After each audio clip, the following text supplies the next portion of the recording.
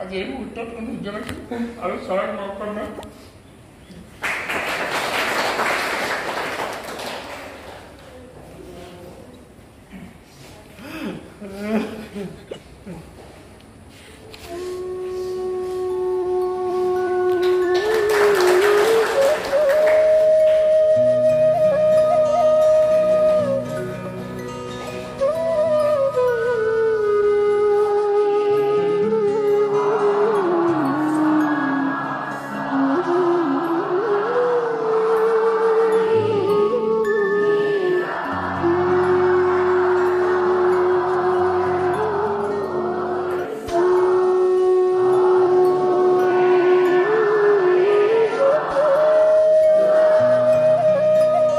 দীৰ্ঘ ৩টা দশকৰো অধিক কাল এই বিদ্যালয়ত শিক্ষক আৰু প্ৰধান শিক্ষকৰ দৰে গুৰুদায়িত্ব নিপানীকৈ নিজ কাৰ্যদক্ষতাৰে সমাজক সমৰ্পণ কৰা শ্ৰদ্ধাৰ ছাৰক আজি চাকৰি জীৱনৰ কৰ্মজীৱনৰ শেষৰ দিন এই দিনটিৰ পবিত্ৰ ক্ষণত আমি তেখেতলৈ মৰম শ্ৰদ্ধা আৰু ভক্তি জনোৱাৰ উদ্দেশ্যে এই সংবৰ্ধনানুষ্ঠান আয়োজন কৰিছোঁ।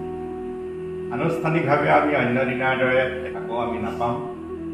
সেইকাৰণে আজি এই দিনটোত আমি তেওঁলৈ শ্ৰদ্ধা ভক্তি আৰু সেৱা জনাবলৈ আশা কৰিছোঁ। এই পবিত্ৰ মুহূৰ্তত আমি তেখেতৰ বাবে আমাৰ কৃতজ্ঞতা মৰম সন্মান দেখিবৰ কাৰণে আমি আগবাঢ়ি আহিছোঁ। এতিয়া তেখেতৰ এই অনুষ্ঠানটো আমি বৰ্ণাঢ্য এটা কাৰ্যসূচী হাতত লৈছোঁ। প্ৰাক্তন ছাত্ৰ ছাত্ৰী, তিনিখন বিদ্যালয়ৰ শিক্ষক শিক্ষয়িত্ৰী, SMDC সদস্য একগোট হৈ আমি এটা তাৰিখ ধাৰ্য কৰিছোঁ। এটা সুন্দৰ কাৰ্যসূচী আমি অংশগ্ৰহণ কৰিম। তেখেতক আমি জাতীয়ভাৱে সেইদিনা বিদায় সম্বৰ্ধনা জনাম। কিন্তু সত্য হ'লে আজি এই পবিত্ৰ মুহূৰ্ত যদিও অনুষ্ঠানটো লাগিলে সৰুৱে হওক, কিন্তু আজিৰ দিনটো এটা গুৰুত্ব বেলেগমান মৰম ৰাখিব বিচাৰিছোঁ। আৰু এটা বৰ ডাঙৰ কথা, এই মুহূৰ্তটো যথেষ্ট আবেগিক এটা মুহূৰ্ত। এজন শিক্ষকে বিদায় মুহূৰ্তত এজন ছাত্ৰ ছাত্ৰী বা সমাজৰ কাৰণে যি অমূল্য সম্পদ দি যায়, জ্ঞান যিটো হৰণ ভৱন নহয়, তাৰ বিনিময়ত কিন্তু আমি সমাজে ছাত্ৰ ছাত্ৰীসকলে শিক্ষকক দিনত দিবলৈ আমাৰ একোৱেই নাথাকে। আমি মাত্ৰ সূৰ্য নাৰায়ণে তেখেতক বিদায় যাচিব পাৰোঁ, ভগৱানৰ ওচৰত তেখেতৰ সুস্বাস্থ্য কামনা কৰিব পাৰোঁ, বাকী দিনবিলাক সুন্দৰভাৱে অতিবাহিত কৰিবৰ কাৰণে ভগৱানৰ ওচৰত আমি প্ৰাৰ্থনা কৰিব পাৰোঁ। গতিকে আমাৰ ফালৰ পৰা বা সমাজৰ ফালৰ পৰা ছাত্ৰ ছাত্ৰীসকলৰ ফালৰ পৰা দিবলগীয়া ইমানখিনিয়ে থাকে।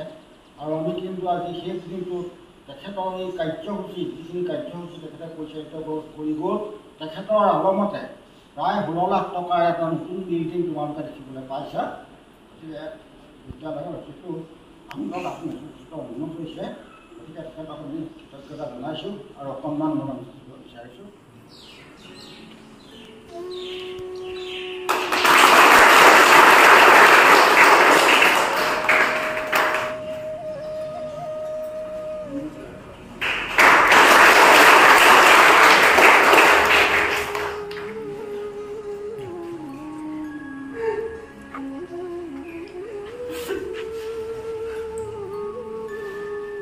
মই আজি কিতাপৰ পৰা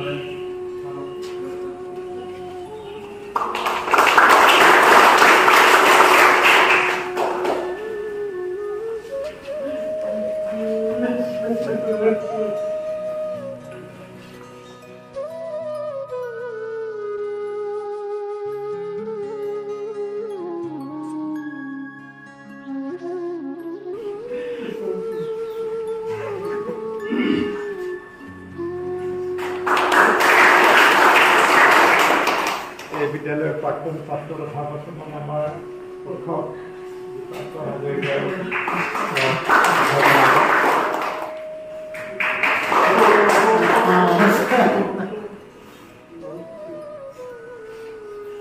সামান্য শিক্ষাগুৰুসকল, মোৰ পৰম পূজনীয় শিক্ষাগুৰু ৰঞ্জিত ছাৰ, মই শিক্ষাগুৰু হিচাপে লগ পাইছোঁ ছাৰ, আৰু শেষত সহকৰ্মী হিচাপেও সৌভাগ্য হৈছিল ছাৰৰ লগত কৰিবৰ কাৰণে। গতিকে মই আজিৰ শুভ মুহূৰ্তত আমি দিন মাহ বছৰ মনত নাৰাখোঁ, আমি নিৰ্দিষ্ট মুহূৰ্তবিলাক আমি মনত ৰাখোঁ। গতিকে আজিৰ এই শুভ মুহূৰ্তটো আমি সকলোৱে আমাৰ মানসিকতাত জিলিকি থাকিব।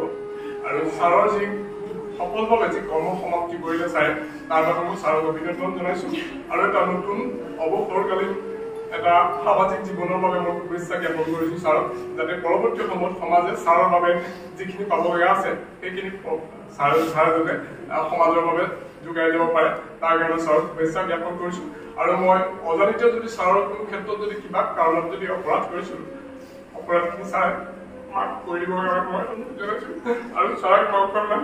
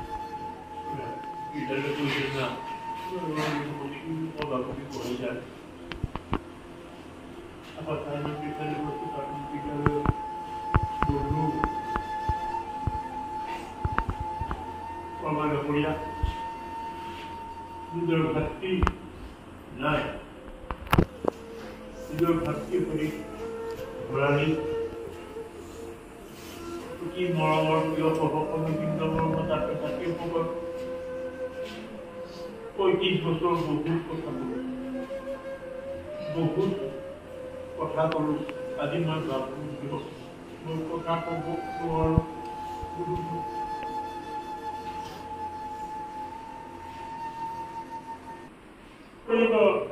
আৰু সময় জীৱনৰ অতিৰিক্ত মূল্যৱান সময়। আমি বিদ্যালয়তে শিক্ষাদান কৰি আজিৰ দিনটো অৱসৰ কৰিছে। গতিকে আজিৰ এই দিনটো এই কালমাৰীৰ বাবে, আমাৰ বাবে, হাইস্কুলৰ বাবে, অনুস্মৃতিৰ বাবে ঐতিহাসিক দিন হৈ ৰ'ব। ছাৰে কৈছে হয়, ছাৰে বহুত কথা ক'লে আহিলে আৰু প্ৰতিটো কথাই উপদেশমূলক ভাল কথা কৰিব, সকলোৱে কৰিব।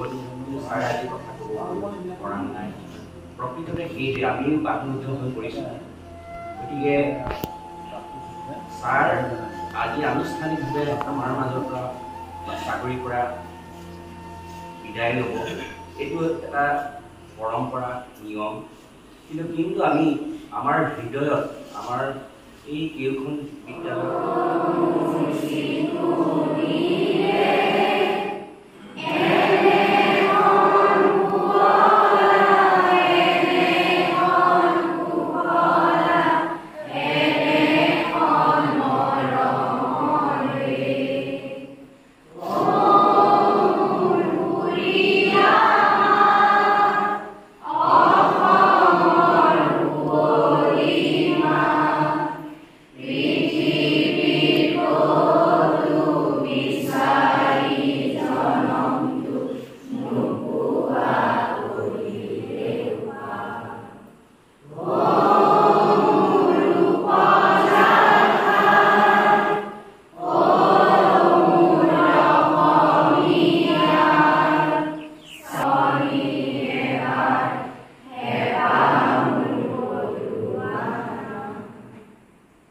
সকলোকে পুনৰবাৰ আপোনাক শুভেচ্ছা জনাইছোঁ। প্ৰধান শিক্ষকৰ দায়িত্ব অৰ্পণ কৰিবলৈ লৈছোঁ। মই আশা কৰিম প্ৰধান শিক্ষক হিচাপে সুকলমে নিজৰ কাৰ্যসূচী চলাই যাব।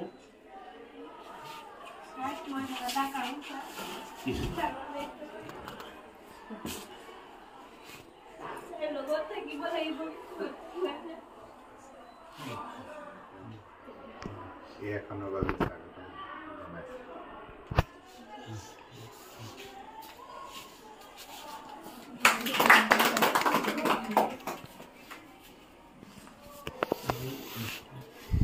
কৈছোঁ কোনো বেয়া নাপাব মই এই মুহূৰ্তৰ পৰা বস্তু গ্ৰহণ কৰিলোঁ